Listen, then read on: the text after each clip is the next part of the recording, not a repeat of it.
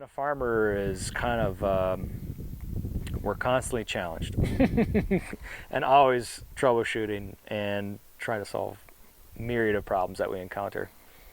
I'm John Beaton, and we are here at Fairhaven Farm, just north of Duluth. So this is our wood-fired boiler, which heats our greenhouse.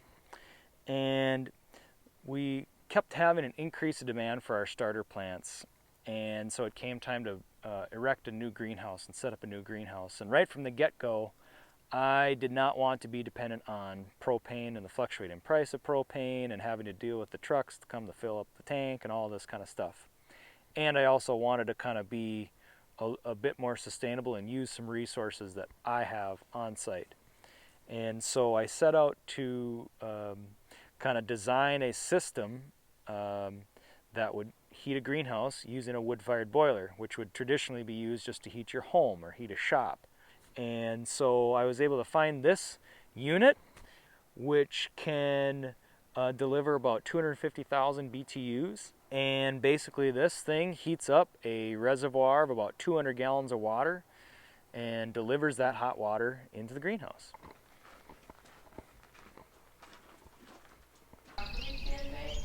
No, so like now, right away, because we won't be able to move the sandbag until Adam gets forks on and gets... So yeah, my name is Rick Dalen. I own and operate Northern Harvest Farm and have since 2005.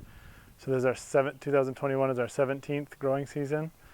Primarily we're a CSA farm, which stands for Community Supported Agriculture. So most of the produce that we grow goes directly to people, families in the community, Duluth, Cloquet, right around here in Wrenshall, Carleton. It's kind of a win-win situation. People have to be somewhat flexible. That's one of the things, that I've said over the years is like, there's certain people that, it's just like CSA is not for everybody, but there's certain people that just love it. They get this box and it's like sparks their creativity. They say it's like Christmas every week. They're like, they open it up and they're just like imagining the possibilities of what they can do with that. It's difficult to make a living doing this kind of work. That's the biggest challenge, is to be able to pay ourselves and pay our workers adequately. We're all sort of used to paying a certain amount of money for food, and most of that's coming from a system that's highly subsidized, or there's other factors at play that drive down costs, such as access to really cheap labor, or use of chemicals that makes it possible to grow on a much bigger scale without the amount of attention to detail that we have to have when we're dealing with like weed management, for example, without the use of herbicides. And so that's a challenge, but it's also, part of the thing that's fun about farming, and this type of farming in particular, is that we have all these challenges, we have all these problems that we have to solve, and so we have to get creative, and we're always, always learning, always doing things different, always trying new things. And so, like, I'll be able to keep learning my whole life, which is really fun and rewarding and sometimes stressful, but I think ultimately it's meaningful. Well, let's see. Being a farmer is really difficult. It requires a lot of different equipment, and it requires many different skill sets. And you don't always have the exact thing that you need. So oftentimes you'll find yourself inventing a tool or making it work, or just having to kind of make things go on the fly. That's part of, it's a challenge, but it's also what makes it fun, and it's what pushes you to be creative and to kind of keep your mind sharp. My grandpa was a big inspiration. Grandpa Jack, he was a jack of all trades, and he could do anything. He could weld, and he could do plumbing, electrical. He built the family home. I mean, he was just a real big inspiration to me. So is that something to do with robotics on your hat? My name's Adam Kemp. I run Uff-Da Organics along with my wife Jackie, and we grow primarily strawberries and a lot of baby salad greens. We've been at it since about 2014.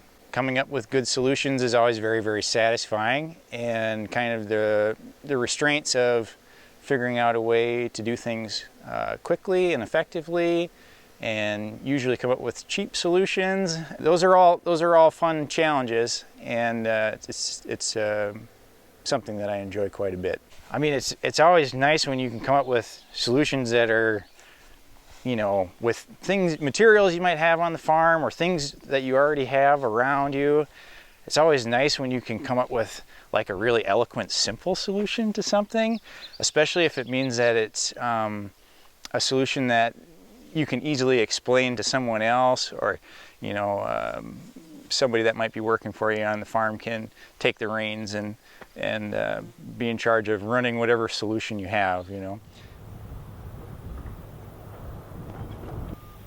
Yeah, I mean, we have plenty of spots identified. My name is Ryan Clark. I work for Carleton County Soil and Water Conservation District. I coordinate a program called the Water Quality Certification Program for farmers throughout the northeast part of the state. Today we're here in Wrenshall, Minnesota, just south of Duluth here, at Dwayne and Doreen Laveau's farm. So my name is Alyssa Bloss. I work for the Carleton Soil and Water Conservation District, conservation specialist there.